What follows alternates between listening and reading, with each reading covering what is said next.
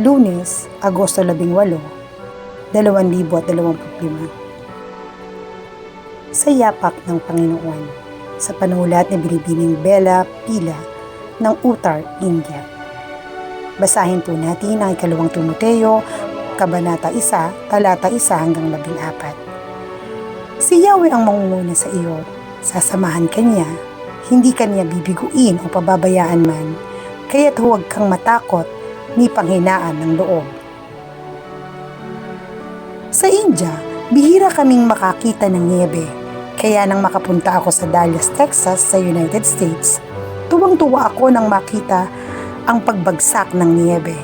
Gusto kong maglakad sa ibabaw nito, pero madalas akong madulas at mahulog. Mukhang malambot ang ibabaw pero madulas pala sa ilalim. Nagpursigi ako at naglakad ng dahan-dahan.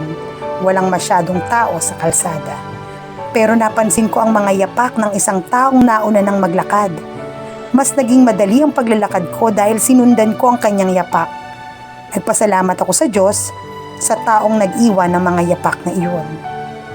Naisip ko si Jesus. Si Jesus din ang gumawa ng unang mga yapak para sundan natin.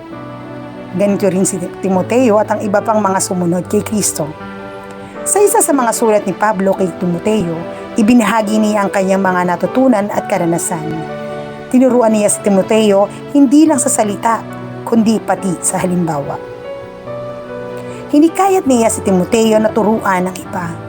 Sinabi niya sa ikalawang Timoteo, Talata 2, ituro mo sa mga taong mapagkakatiwalaan ang mga natutunan mo mula sa akin, para matuto rin sila at maituro ito sa iba.